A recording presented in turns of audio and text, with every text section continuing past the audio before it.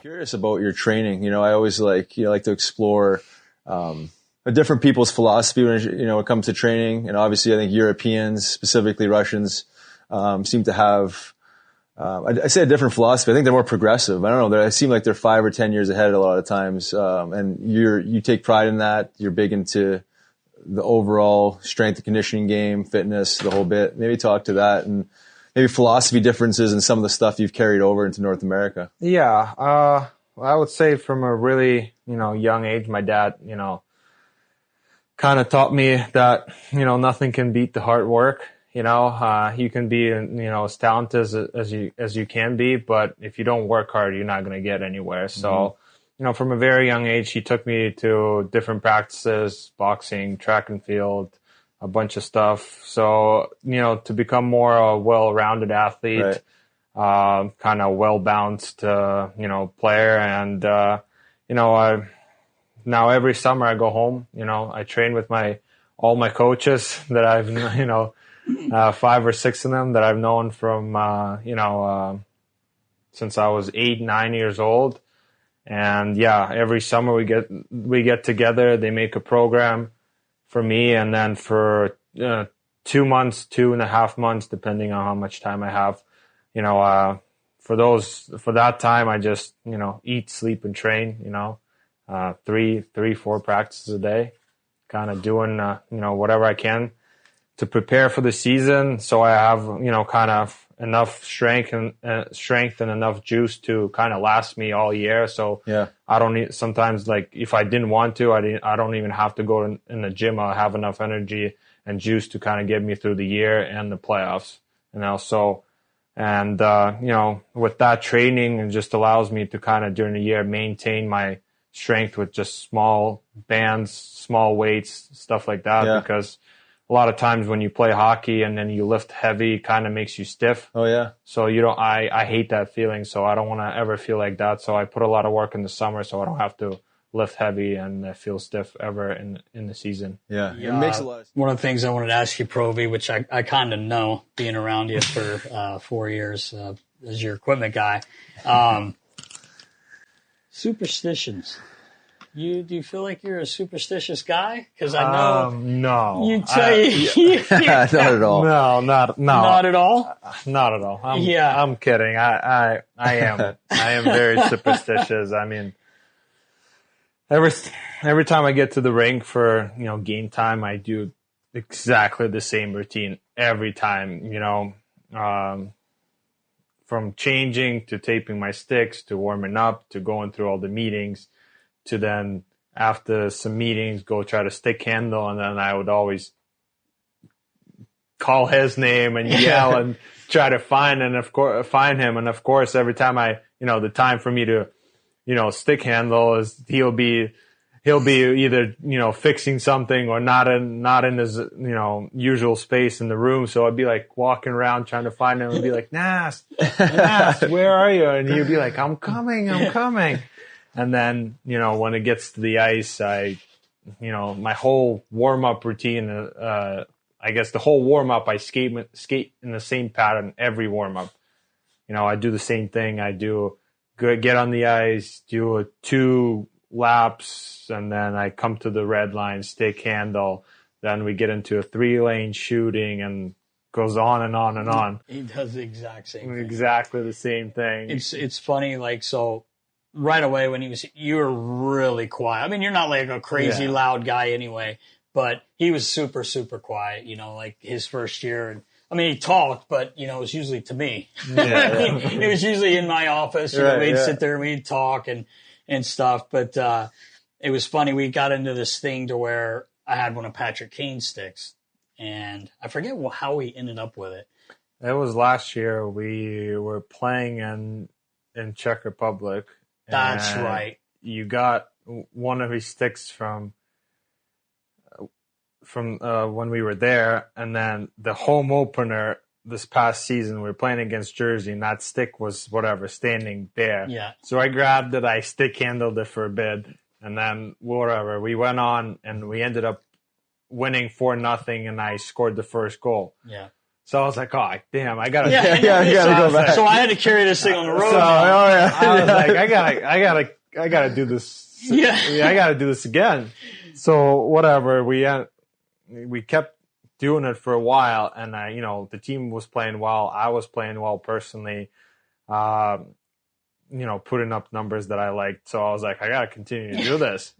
And then I think one of the road trips, I think we forgot it or something. So we had to send it.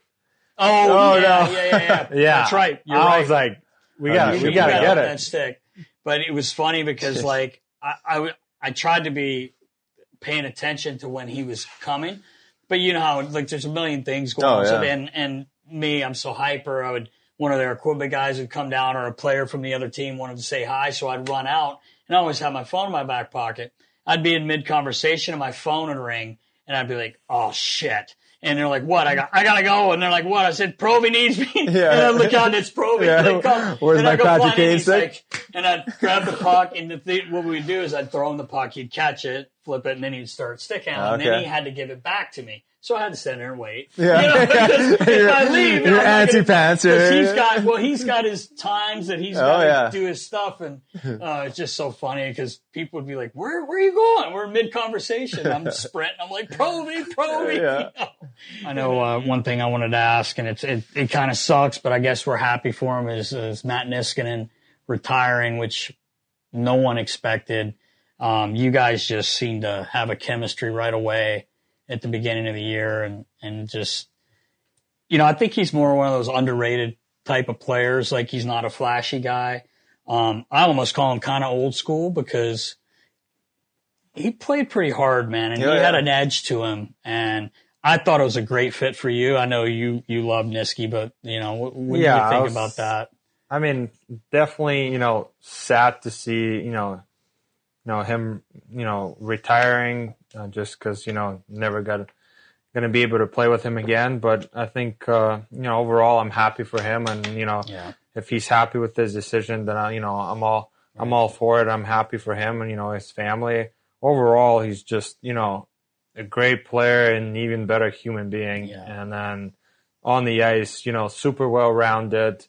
Very steady, steady Eddie. He's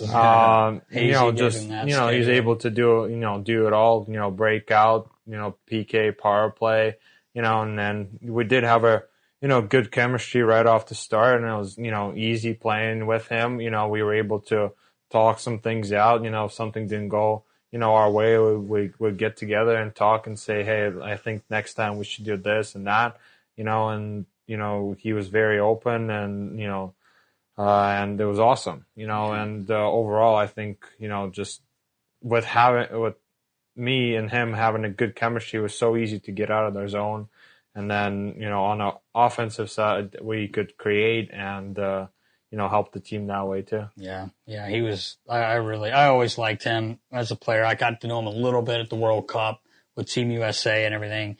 He used to make me laugh though. So last year when we ended up getting him, he's one of those guys, Rouse, where you're texting him, and me, like I'm blabbermouth and I'm hyper. So I'm sending this long text asking him all these questions. So let me know what you think. Okay. Yeah. Okay, what? Yeah. I asked you about 10 things in this. Do you want me to call you? Yeah. Yeah. So I call Simple him. human. I get a few more words out of him anyway, but he was always like that. But I know he'll be missed, man, but I'm happy. Like you said, I'm happy for him. That's what he wanted to do. But I feel like it's gonna be tough filling that void. I'm sure they will. I'm sure they'll figure out. I still owe Niski an apology for that flying elbow I threw at him against Dallas back in the day. That's true. 3-game suspension. Yeah, I forgot about that. Oh my God. I feel bad. Niski, I made it over to his house right before you guys left for the bubble, went over and had a couple waters with him. And we were talking, and he started telling the story about, were you here when him and Lotz, was that your rookie year, or maybe before you? That was the year before me. In the playoffs when they played the Washington Philly series. Yes. Yeah, that was the year I got drafted, but I didn't make the team as an 18-year-old. So anyway, long story short, Niski caught Scott Lawton with his head down, conky. So we come back to play him. And Niski's like we were talking about Chief last week, being able to sleep. Niski's like, all I can think of is Wayne Simmonds is coming for me because of that hit on loss. Even though it was clean, it was a clean hit, but Niski's old school. Hey, like I got to answer the bell. Yeah. Thank God being an equipment guy, I never had to answer any bells like that because I don't know how you guys do it. But anyway, Niski's like, all I can think of is, oh my God, I got to fight Wayne Simmonds tonight. This is not going to go well, like, so he get in the game. Well, Lotz goes right up to him and says, hey, let's go. And Niski goes, all I could think was, thank God. And he's like, nothing against Lotz, but that last thing I wanted to do was have to fight Wayne. But I love Niski, man, and I wish him all the best. He was great. It was fun watching you guys play together. He's such a competitor. But speaking of hits and Simmonds, Wayne Simmonds. The amount of time that guy saved me from getting jumped or fighting is too many to count. So we're playing Riles in, I think it was 2017. We're in Nashville. It was 17. No, it was actually it was the New Year's Eve 2017, was it that game? Okay. 2018. Okay. So we're playing and Provy catches Fiala coming into the zone, and I mean absolutely just bulldozes him. But the funny part is Provy hits him, kind of turns. Well, Simmer's going to change. Well, he sees the hit kind of out of the corner of his eye, and I pulled this video up to watch it. And then there's I hit him. I turn around as soon as I hit him. I knew there's he's almost like this. Probably who's coming? Hey, who's coming? There's three guys were heading my way, and Simmer sees it, and he kind of turns back, and he kind of skates to Provy, and all of a sudden those guys start looking around, and they turn and they go the other way, picking up the loose change, right? And we are just dying on the bench because they saw Simmer, and he's right. There were like three guys coming. And so Provy's just like, oh boy, keep the flies what away. am I going to do? And Simmer just sees it and he cuts back, and then everyone just whoop, they go the other way. He came back and almost stood there like that. He was basically like, I dare you. Yeah. And then all three guys just looped. For anybody who doesn't believe in the power of accountability, right? It's like